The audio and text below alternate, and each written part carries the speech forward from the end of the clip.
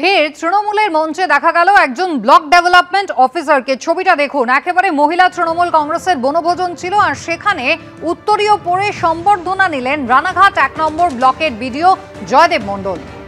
আগেও এ ধরনের ঘটনা দেখা গিয়েছে, একেবারে শাসক দলের অনুষ্ঠান যেখানে পুলিশের কর্তা ব্যক্তিদের অনুষ্ঠানে উপস্থিত থাকতে দেখা গিয়েছে, অংশগ্রহণ করতে দেখা গিয়েছে, সম্বর্ধনা নিতে দেখা গিয়েছে। আর এবার রানাঘাট ১ নম্বর ব্লকের বিডিও জয়দেব মণ্ডল, তাকে দেখা গেল মহিলা তৃণমূল কংগ্রেসের বনভোজনের অনুষ্ঠানে।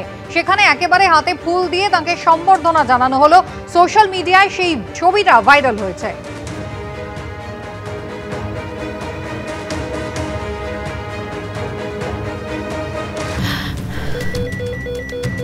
ক্যান্সারে নেই আর ভয়, NCRI হবে এর জয়। আপনাদের ভরসা নেতাজি সুভাষচন্দ্র বোস ক্যান্সার হসপিটাল। সুজিত মণ্ডল আমাদের প্রতিনিধি রয়েছেন আমাদের সঙ্গে। সুজিত, আমরা এরকম ছবিও দেখেছি যে একেবারে পার্টি অফিসে বসে একজন সরকারি আধিকারিক তার আইবুড়ো ভাত পর্যন্ত খাওয়ানো হয়েছিল, আর এবার একেবারে মহিলা তৃণমূল কংগ্রেসের বনভোজন অনুষ্ঠান, সেখানে বিডিও তিনি আমন্ত্রিত।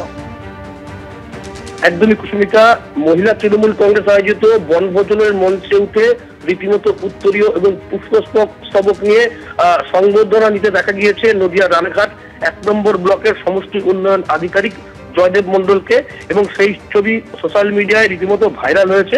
এবং এই সোশ্যাল মিডিয়ায় ভাইরাল হওয়ার পরেই কিন্তু কার্যত বিরোধী দল বিজেপি তারা কিন্তু আক্রমণ করতে ছাড়েনি। এবং বিতর্ক প্রসঙ্গে বিডিও জয়দেব মণ্ডল যেটা বলেছেন যে আমি এবং পঞ্চায়েত সমিতির সভাপতি পায়াডাঙ্গায় একটি সরকারি বৈঠকে গিয়েছিলাম, সেখান থেকে ফেরার পথে ভেতরের রাস্তা দিয়ে আসছিলাম, মানে আসছিল তাদের এই গাড়ি, এবং সেই সময় পঞ্চায়েত সমিতির সভাপতি তিনি বলেন এই রাস্তা দিয়ে গেলে সুবিধা হবে, এবং তার কথাতেই তিনি সেখানে যান বলে এমনটাই কিন্তু জানিয়েছেন। এদিকে বিষয়টি নিয়ে পঞ্চায়েত সমিতির যে সভাপতি রয়েছেন প্রদীপ ঘোষ, তিনি যেটা বলেছেন আমি বিডিও সাহেবকে জোর করেই কার্যত নিয়ে গিয়েছিলাম, যেহেতু বৈঠক শেষ করে একসঙ্গে আমরা ফিরছিলাম, ওখানে রাজনৈতিক কোনো পতাকা ছিল বলে আমরা জানি না। একই কথা কিন্তু ভিডিও তিনিও এক কথা বলেছেন, সেখানে কিন্তু আমরা কোনো রাজনৈতিক কোনো পতাকা দেখিনি। যদিও এই প্রসঙ্গে নদিয়া দক্ষিণ সাংগঠনিক জেলা বিজেপির যে মুখপাত্র সোমনাথ কর, তিনি কিন্তু কটাক্ষ করে যেটা বলেছেন যে তৃণমূল কংগ্রেসের যে সমস্ত নেতৃত্ব স্থানীয়রা রয়েছে তারা কিন্তু বিভিন্ন অপরাধ এবং দুর্নীতির কারণে তারা যেমন জেলে যাচ্ছেন, সেই ফাঁকা জায়গা পূরণ করার জন্যই কিন্তু এই সমস্ত সরকারি আধিকারিকরা সেই সমস্ত জায়গায় যাচ্ছে। ধন্যবাদ। সোশ্যাল মিডিয়াতে যে ছবি ভাইরাল হয়েছে সেখানে কিন্তু তৃণমূল কংগ্রেসের পতাকা একেবারে স্পষ্ট দেখতে পাওয়া যাচ্ছে।